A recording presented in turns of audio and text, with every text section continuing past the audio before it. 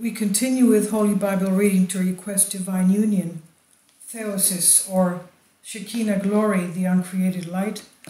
This is what the early church fathers and the saints of the Christian church taught us to do, one of the practices that we do, and Christ knows that we are asking for his graces, and he said, ask and it will be given to you, seek and you shall find.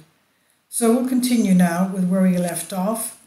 We continue with the Old Testament prophet Daniel, the last book of the Old Testament. We're almost finished reading the whole of the Holy Bible. We continue with chapter 4. The king's second dream.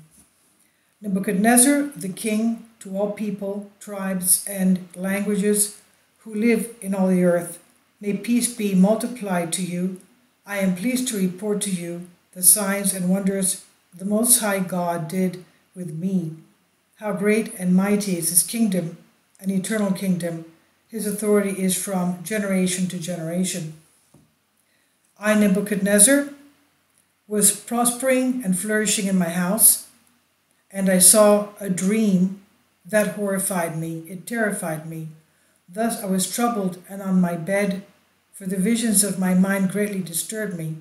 Therefore I issued a decree to bring all the wise men of Babylon before me to make the interpretation of the dream known to me.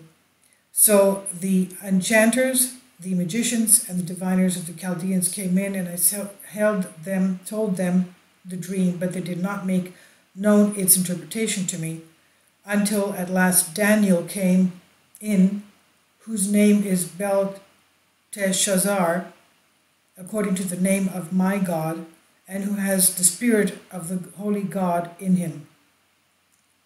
Then I told the dream before him, saying, Belteshazzar, chief of the enchanters, I know that the spirit of the holy God is in you, and no mystery is impossible by you. Hear the vision of the dream I saw, and tell me its interpretation. I was on my bed, and I looked, and behold, in the midst of the earth there was a very tall tree. The tree was large and strong. Its height reached the heavens, and it extended to the ends of the earth. The leaves were beautiful, and its fruit abundant, and in it were what was food for all. The wild animals lived beneath it, and the birds of heaven dwelt in its branches. All flesh was fed from it. I saw in a vision of the night on my bed, and behold, a watcher, a holy one, came down from heaven. He cried with a loud voice and said, Chop down the tree and cut off its branches. Shake off its leaves and scatter its fruit. Let the wild animals be driven from beneath it, and the birds from its branches. Nevertheless, leave its stump and roots in the ground, and he shall lie down outdoors under the grass, wet with the dew of heaven, and bound with an iron and copper chain. His portion shall be with the wild animals to graze on the vegetables of the earth. His heart shall be changed from that of a man, and the heart of a wild animal will be given to him. 7 years shall bring him his change upon him. This saying is by the decree of the watchers, and this decision by the word of the holy ones, so the living might know that the Lord is the Most High over the kingdom of man, and will give to it whomever he will, and set over it even objects of contempt among men. This is a dream I, Nebuchadnezzar the king, have seen.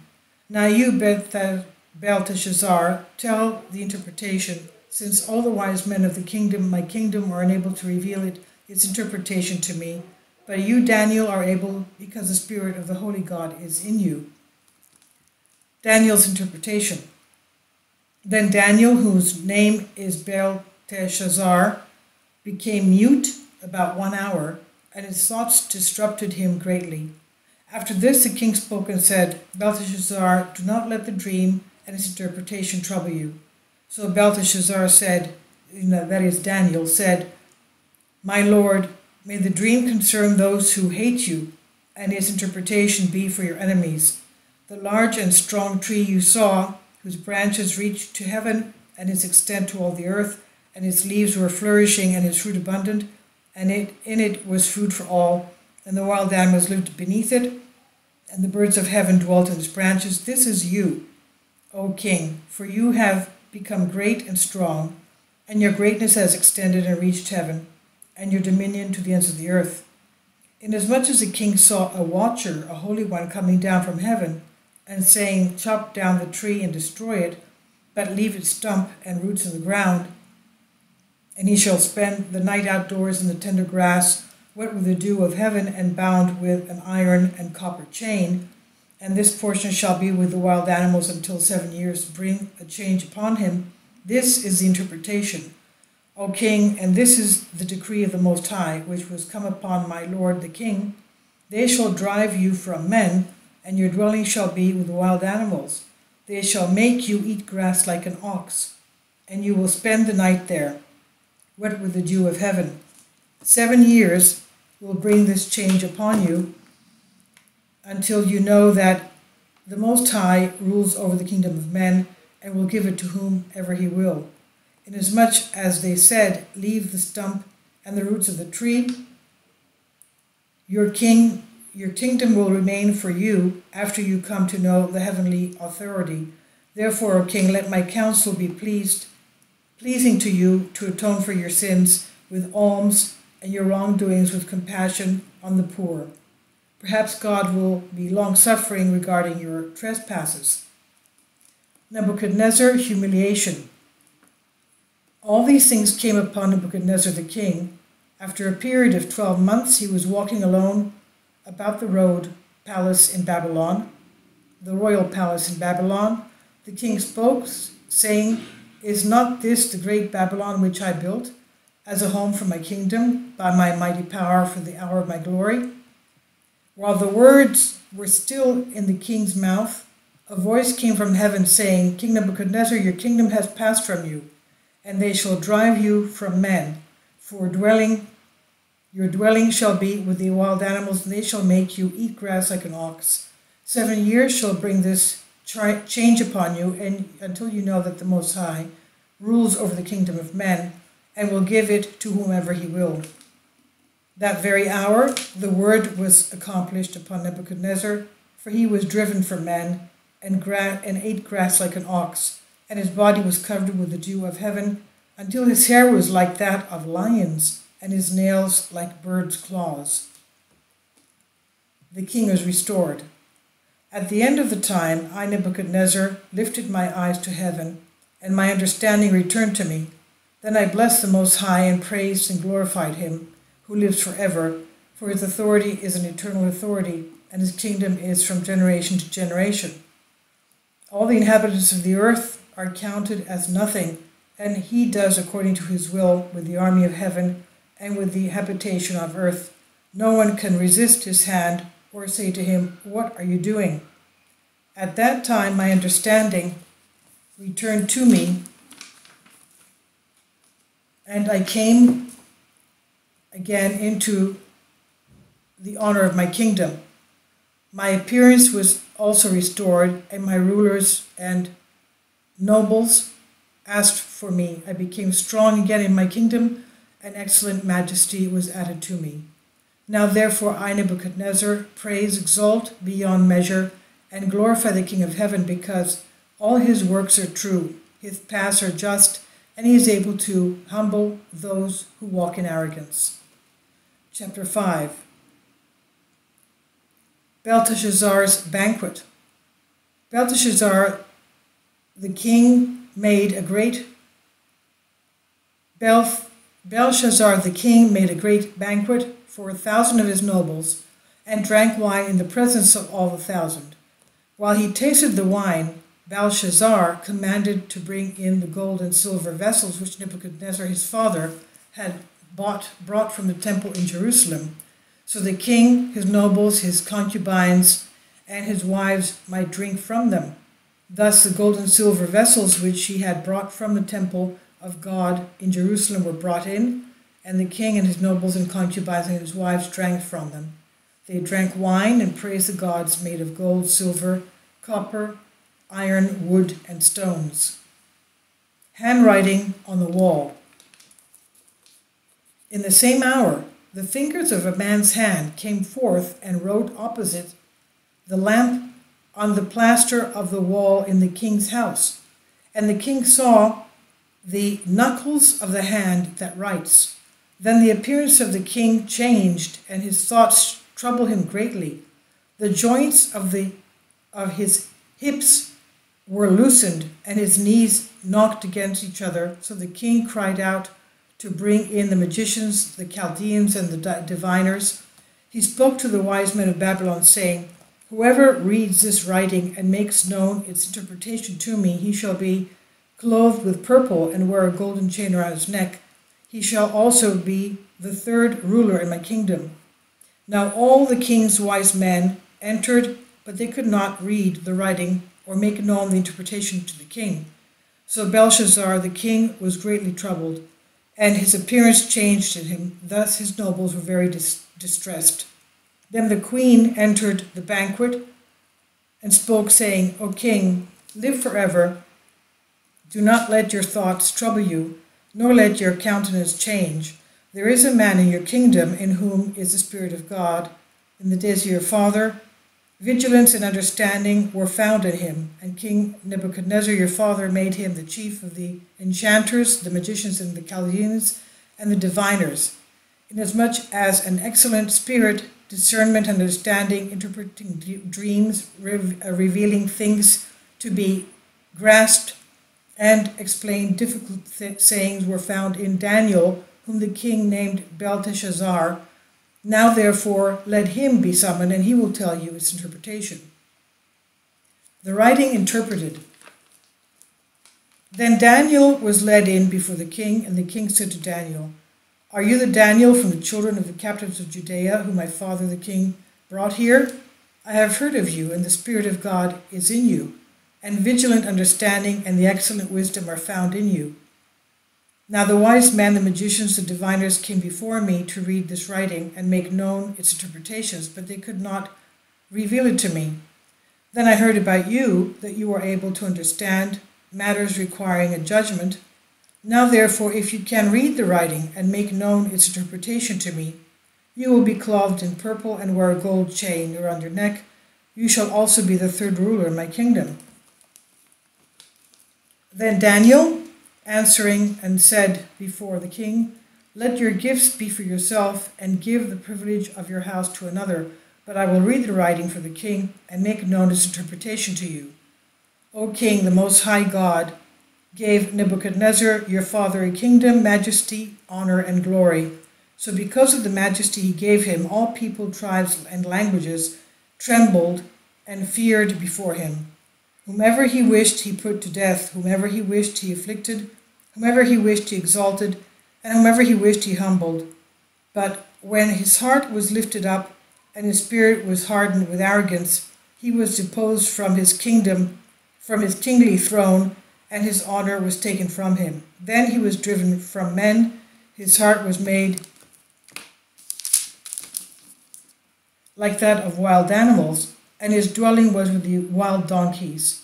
They fed him grass like an ox, and his body was covered with the dew of heaven, until he came to know that the Most High God rules over the kingdom of men, and will give it to whomever he will.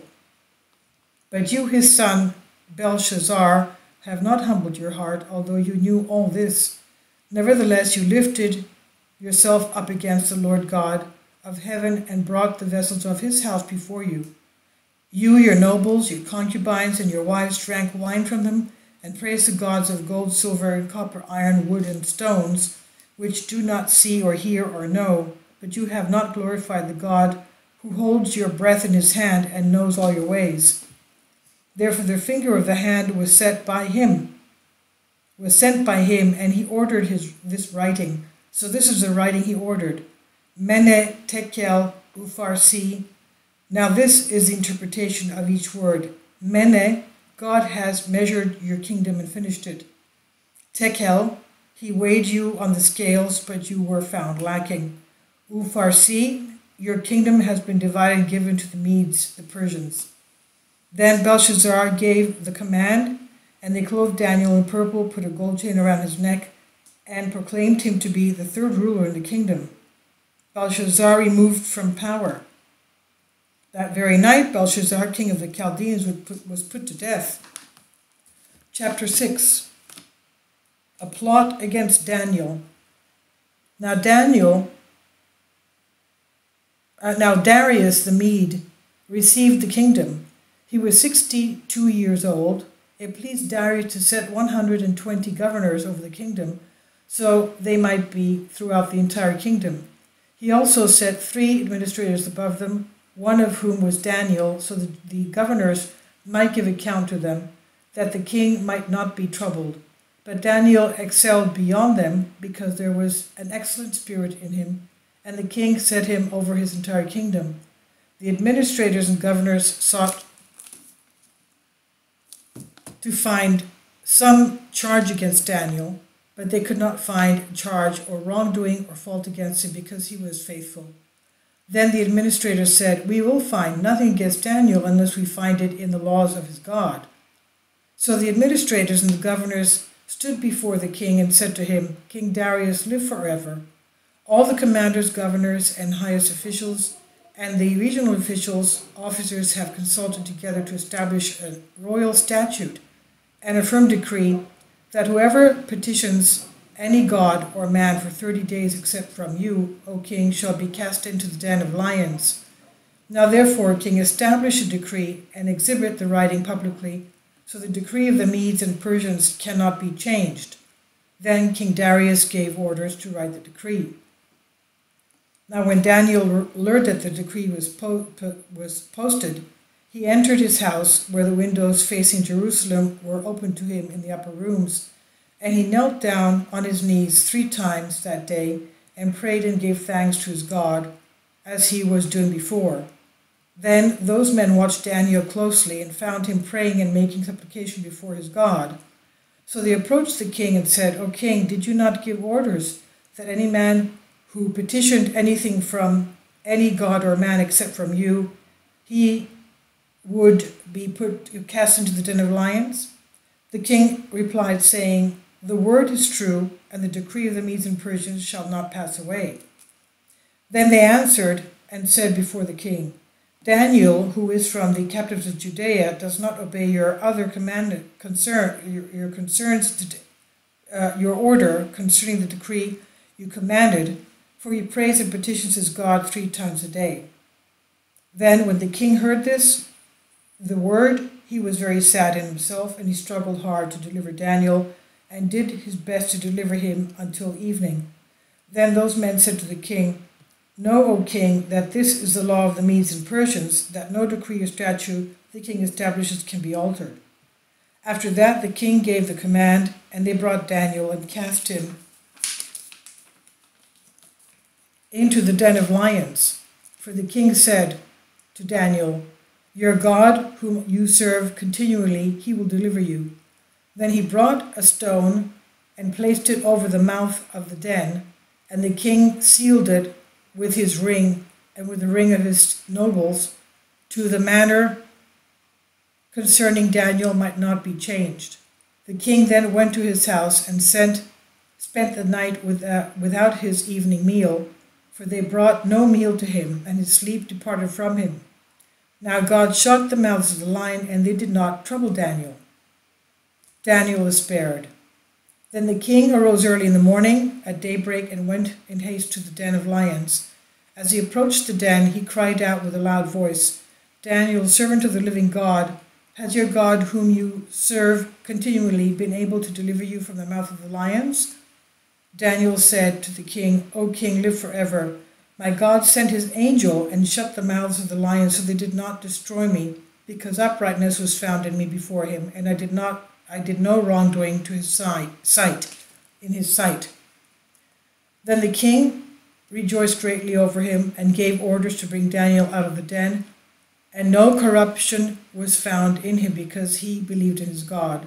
The king then gave orders that they brought the men who brought charges against Daniel, and they cast them, their children, and their wives into the den of lions. They did not reach the bottom of the den before the lions overpowered them and broke all their bones in pieces. Darius's new decree. Now Darius the king wrote to all the people, tribes, and languages who dwelt in all the earth, "May peace be multiplied to you. A decree was made in my presence that in every dominion of my kingdom men must tremble and fear before the God of Daniel, because he is the living God. He endures into the ages. His kingdom shall not be destroyed, and his dominion shall continue to the end. He helps and rescues and works signs and wonders in heaven and on the earth, for he delivered Daniel from the power of the lions." So Daniel prospered in the kingdom of Darius and in the kingdom of Cyrus the Persian. Chapter 7. Daniel's vision of 4 beasts. In the first year of Belshazzar, king of the Chaldeans, Daniel saw a dream and vision in his head upon his bed. Then he wrote down the dream. I, Daniel, looked on in my vision in the night, and behold, the 4 winds of heaven blew violently upon the great sea. Then 4 large beasts came up from the sea, each different from the other. The first was like a lioness, and it had wings on it like an eagle. I looked on until its wings were plucked out, and it was driven from the earth and made to stand on human feet, and the human heart was given to it. After this, behold, there was a second beast like a bear. It rose up on one side and had 3 ribs in its mouth between its teeth. Thus they said to it, "Arise, devour much flesh." After this, I kept looking, and behold, there was another beast like the leopard, and it had 4 wings of a bird on its back. There arose 4 heads on the beast, and authority was given to it. After this I looked, and behold, a 4th beast, fearful, terrifying, and exceedingly strong. It had huge iron teeth, and it was devouring, breaking in pieces, and trampling underfoot whatever was left. It was exceedingly different from all of the beasts before it, and it had 10 horns. I was especially noticing its horns, and behold, there was another horn, a little one. It came up among them, and the 3 horns of those before it were uprooted because of the presence, and behold, there were eyes like the eyes of a man in its horn, and it had a mouth speaking arrogant things. The Ancient of Days. I continued to watch until thrones were put in place, and the Ancient of Days enthroned himself. His clothing was white as snow, and the hair of his head was like pure wool. His throne was a fiery flame, and its wheels a burning fire. A river of fire flowed from before him. Thousands and thousands ministered to him, and countless thousands stood before him. The court was in session, and the books were opened. Then I kept watching because of the sound of the arrogant words the horn was speaking. I watched until the beast was put to death and destroyed, and his body given to the burning flame. As for the rest of the beasts, their dominion was taken away, yet length of life was given them for a season and a time. I continued to observe the vision in the night, and behold, one like the Son of Man was coming with the clouds of heaven, until he came to the Ancient of Days and approached him. Then dominion, honor, and the kingdom were given to him, and all peoples, tribes, and languages served him. His authority is an everlasting authority which shall not pass away, and his kingdom shall not be destroyed. The meaning of the vision. My spirit within me trembled with fear, and the visions in my head troubled me. Then I approached one of those who stood by and sought the precise meaning of this, and from him. So he told me the precise meaning, and made known to me the interpretation of the words. These 4 large beasts are 4 kingdoms. They shall arise on the earth, then be taken away. After this, the saints of the Most High shall receive the kingdom and possess it until ages of ages. Then I sought the precise meaning of the fourth beast, for it was different from all the others. It was exceedingly fearful, and its teeth were made of iron, and its nails of bronze. It was devouring, breaking in pieces, and trampling underneath whatever was left. The 10 horns on its head, and the other horn, which had eyes and a mouth that spoke arrogant things, and the visions of which I noticed more than the rest, came and knocked down the throne, the 3 horns before it. I kept looking, and that horde made war with the saints and prevailed against them until the Ancient of Days came and gave his judgment in favor of the saints of the Most High. Then the time arrived, and the saints possessed the kingdom. Thus he said, the fourth beast shall be a fourth kingdom on the earth, which shall surpass all the kingdoms, and it shall devour all the earth, and trample and break it in pieces. The 10 horns are 10 kings. They shall arise, and after them another shall arise. He shall surpass it. He shall surpass all those before them in evil, and he shall humble 3 kings. He will speak extremely arrogant words and wear down the saints of the Most High. He will devise a way to change times and law, and he shall be given authority for a time, times, and half a time. But the court shall go into session, and they shall take away his domain, his dominion, and to consume and destroy it forever. Then the kingdom, the authority, and the greatness of the kingdoms under heaven shall be given to the saints of the Most High. His kingdom is an everlasting kingdom, and all dominions shall serve and obey him. This is the end of my account. As for me, Daniel, my thoughts greatly troubled me. My countenance changed, but I kept the matter to myself. We'll continue with chapter 8 of Daniel tomorrow. We only have 4 more chapters of Daniel, and we'll finish the whole of the Holy Bible. Thank you for your support, and God bless you.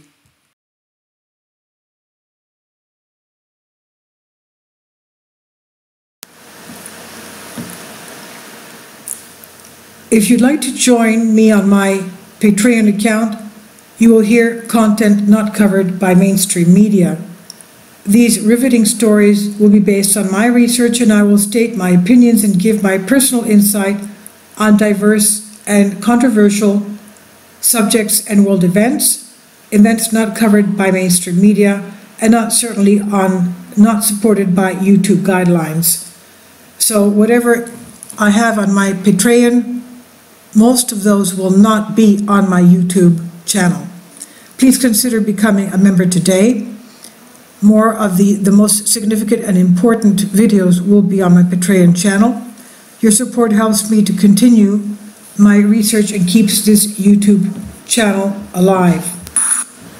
And we depend on your support, your generous charity, because we help economically challenged families here in Athens, Greece, in Kapota, and we also help the young generation with university tuition and the community around our church. Thank you.